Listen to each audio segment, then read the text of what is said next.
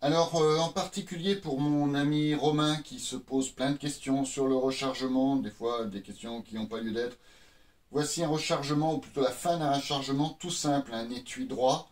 Il s'agit de 32 Smith Wesson long Watt Cutter, une cartouche que je tire dans un Walther GSP 32 qu'on pourrait tirer aussi par exemple dans un MR 32 match. Donc pour tirer l'ISSF 25 mètres en percussion centrale.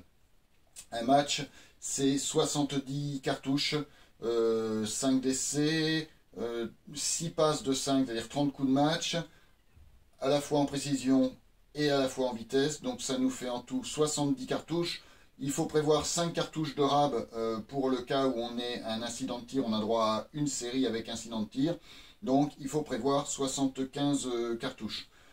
Le, L'étui a été, j'en ai préparé plusieurs, de quoi faire mes 75. De toute façon, j'en ai fait quelques-uns pour vérifier et aussi pour les prises précédentes parce que je suis mauvais en vidéo. Donc, les étuis ont été préalablement, évidemment, nettoyés, désamorcés. Là, ça doit être un nettoyage au tumbler humide parce que ça brille pas mal.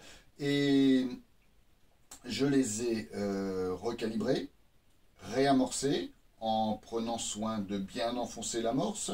Une amorce mal enfoncée, dans le cas d'un pistolet, ça peut faire une non-percussion. Sur une série vitesse, c'est embêtant. Précision, c'est pas très grave. Mais sur un revolver, par exemple un MR32, ça va être plus embêtant parce que une amorce qui dépasse, c'est un barillet qui se bloque. Donc voilà, on peut même pas la tirer la cartouche, quoi. Même en précision. Donc l'étui est prêt, donc j'ai dit recalibrer, réamorcer, et il a été aussi évasé. L'outil évaseur Lee comporte une pièce à l'intérieur qui est creuse, qui permet d'évaser et de verser la dose. Mon ami Pierre Cochet au club l'a modifié. Il a mis une pièce pleine qui est plus longue et qui fait 0.313 de diamètre, ce qui permet de préparer au diamètre de la balle toute la longueur de l'étui pour qu'il ne soit pas déformé. L'étui est parfaitement droit et propre comme une manufacturée lorsqu'on a terminé. Voilà. Donc, mais bon, ça marche très bien aussi avec l'outil d'origine.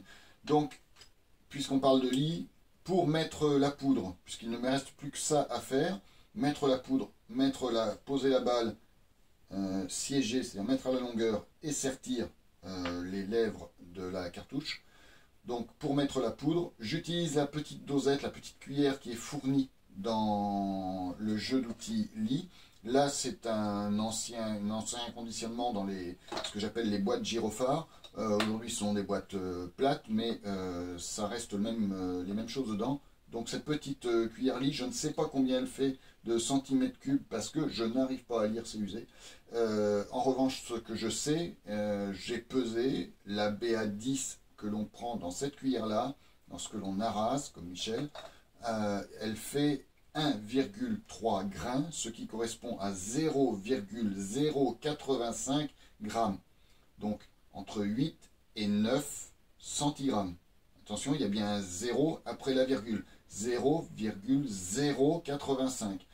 C'est exactement ce qui correspond à mon... Enfin, peut-être que ça fonctionnerait bien avec 0,80 ou 0, eh ben ça y est, j'ai fait l'erreur. 0,080 ou 0,070, j'en sais rien. Il paraît. Mais comme j'ai la dosette, qu'elle fait pile qu'elle donne pile cette masse de 0,085 et que ça marche pas mal, ben je m'embête pas à chercher autre chose, ça fonctionne bien, je garde une formule qui gagne, qui marche. Donc, j'ai mal fait, je passe la lame du couteau pour juste enlever ce qui dépasse, j'évite de secouer, je prends ma cartouche, je viens la poser dessus, j'appuie bien pour qu'il n'y ait pas de grain qui se barre, j'ai pas besoin d'entonnoir puisqu'en fait ça fait à peu près le diamètre. Voilà. Je mets tout de suite la balle. Et comme c'est bien recalibré, comme je l'ai dit à l'intérieur, je peux l'enfoncer à la main, même de la main gauche. Voilà. Bon. Au bout d'un moment, il y a une limite quand même. Et je siège et sertis de suite. Voilà. Je ne m'embête pas à mettre ça sur un plateau de rechargement, de risquer d'oublier une dose ou de mettre 2 doses ou que sais-je.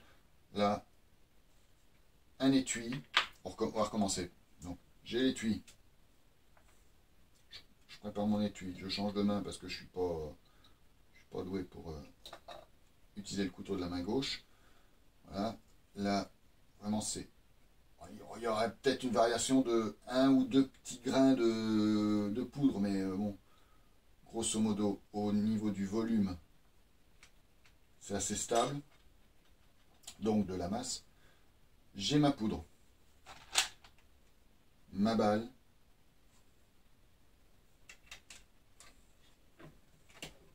voilà. Siégeage, sertissage, il n'y a pas d'erreur possible. Je veux dire, prendre l'étui, mettre une balle sans poudre, faut vraiment penser à autre chose, quoi, ou regarder la télé. Donc, ce qu'on fait, on le fait consciencieusement, et là, il n'y a pas d'erreur possible. La dose, j'en prends une, je rase, si je fais ça correctement. Bon, il peut y avoir éventuellement une petite variation, mais ça reste de l'arme de poing. Hein. C'est pas du bench à 200 mètres. Voilà. Là, je vais quand même pas reposer mon truc et aller prendre une deuxième dose. C'est juste pas possible. Enfin, si on est câblé normalement, il n'y a pas de problème. Et la balle, il y a un sens. On va pas aller mettre la balle à l'envers. Hein, pour pouvoir s'expandre et bien prendre les rayures, elle est creuse à l'intérieur. On voit bien le sens. Je ne vois pas quelle erreur on peut faire. Alors, ce qu'on peut faire comme erreur, c'est éventuellement avoir l'outil qui va se dérégler et va modifier ou la longueur ou le sertissage. Bon, ce qu'on fait, c'est qu'on met un petit coup de marqueur. Bon, là, sous cet angle-là, ça ne se voit pas, mais j'ai un coup de marqueur là qui est sur tout l'axe. Si ça venait à se décaler soit le corps de l'outil, ce qui modifierait le sertissage, et si ça ne bouge pas par rapport à la deuxième partie, modifierait également la longueur. Ou alors simplement la longueur si cette partie-là se dévissait. Il y a un petit joint torique hein, qui normalement freine et empêche de dévisser, mais bon. Tant que ça reste aligné, ma cartouche d'une cartouche l'autre sera identique. La petite variation qu'il pourrait y avoir, c'est sur la longueur de l'étui. Si l'étui était avec une longueur différente des autres, par exemple plus long, ça me sauterait aux yeux de toute façon, parce que l'évasage, qui est légèrement en trompette, serait carrément fortement en trompette, c'est-à-dire très, très... Ouais, ben ça se comprend, quoi, en trompette, un entonnoir, comment ça s'appelle sur une trompette? Un pavillon. Donc, si c'était trop large, de toute façon, quand j'arrive là, ça bloquerait, hein, parce que ça serait un diamètre qui ne rentrerait plus dans l'outil. Si en revanche je ne vois pas du tout d'effet légèrement en biais comme ça, en trompette, c'est que mon étui était trop court.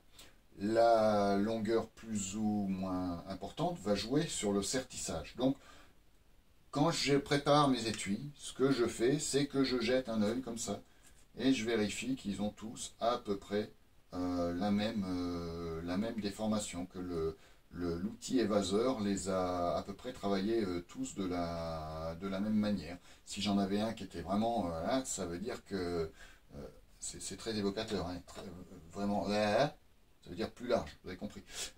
Donc, si vraiment j'en avais un plus large que les autres, ça me sauterait aux yeux et je le mettrais de côté. Je ne vais pas m'embêter à mesurer chaque étui. C'est pas des étuis d'armes longues non plus. Voilà. La feuillure de toute façon ne se fait pas, contrairement à du 9 mm comme c'est un étui à bourrelet, elle ne se fait pas sur le bout de l'étui. Hein. Donc c'est pas hyper important la longueur, c'est juste que ça va faire varier ce sertissage qui est un sertissage roulé. Et ben voilà, j'allais faire des bêtises. Faut pas faire deux choses à la fois. Faut pas regarder la télé, mais faut pas essayer d'en faire non plus. En même temps qu'on charge. On recharge, on ne fait que ça. Changement de main. Oh, je suis pas très habile des fois. Mais bon, l'important, c'est de pas en mettre à côté, qui est la bonne dose. Voilà. Bon, ça va beaucoup plus vite, hein, normalement. Hein. La série de 75 cartouches d'un match, bah, je sais pas combien de temps ça prend, mais ça va vite. J'ai pas pris le temps de me chronométrer. Allez, une petite dernière pour la route. Et après, ça sera à vous de jouer. Enfin, virtuellement, bien sûr. Voilà.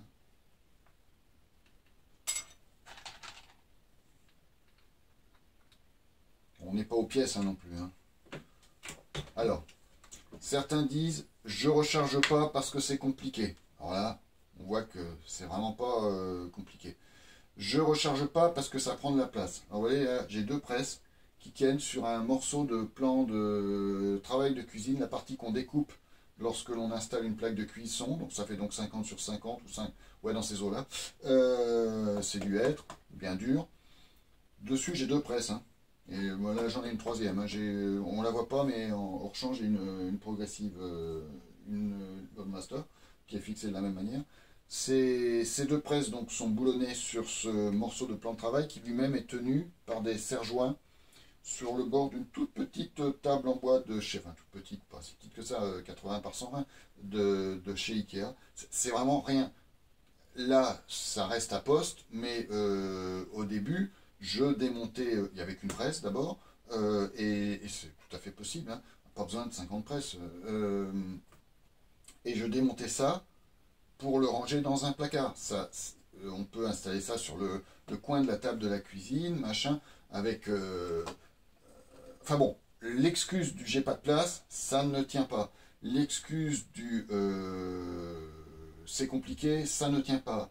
L'excuse du ça coûte cher, bah c'est évidemment ridicule. Une boîte de l'APA, oh, je ne veux pas dire de bêtises, mais on doit être à une trentaine d'euros, la boîte de 50 actuellement en l'APA 32.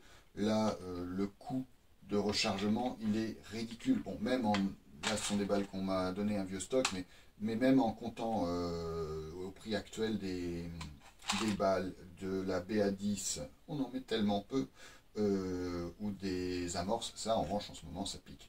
Mais bon, au prix normal, et la boîte vous revient, on va dire 5 euros quoi. 5 euros la boîte, contre 30. Vous économisez 25 euros par boîte. Il faut deux boîtes pour un match. Donc la petite presse, qui n'est pas petite, hein, une RCBS Rockchucker comme ça, d'occasion, c'est entre 100 et 150 balles. Le jeu d'outils, chez Lee, ça vaut quoi un jeu d'outils? Ça vaut une cinquantaine d'euros au grand max. Voilà. Bon. Là, avec la dosette, vous n'avez même pas besoin de balance. Hein. Pour un premier chargement, je veux dire, si vous faites un chargement aussi normé que celui-là, où tout est connu, il n'y a pas besoin ben, vous vous contentez de la dosette, un copain vous prête une balance, mais même une balance comme celle-ci, la 5.0.5 de chez RCBS, je l'ai payé 40 euros d'occasion. Elle fonctionne très bien. Elle est en grain. Bon, voilà. Calculer en grains au lieu de calculer en grammes, c'est facile. Hein. Changement d'unité en tir, pouces, centimètres, millimètres, on a l'habitude de travailler avec plusieurs unités. Grains, grammes, de toute façon, vous allez avoir des gens qui vont vous dire ah ouais, on est dans un système métrique, les poudres, il faut les donner en grammes, mais à côté de ça, les balles, de toute façon, on va vous dire j'utilise des... Je ne veux pas vous dire, j'en sais rien combien, je ne sais plus, ça doit faire une centaine de grammes. Enfin bon, les balles sont...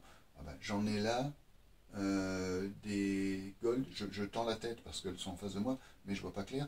Ce sont des 100 grains, voilà. J'ai des HN 32 semi, les mêmes que ça, mais nouvelle production, ça fait 100 grains. Voilà, l'étiquette, j'arrive à la lire d'ici. Donc voilà, on va convertir grammes, grains, etc. sans problème. Donc là, la balance en grains, c'est pas un problème, mais à la limite, pour un truc normé comme ça, il vous faut juste une presse, un jeu d'outils, bah c'est tout.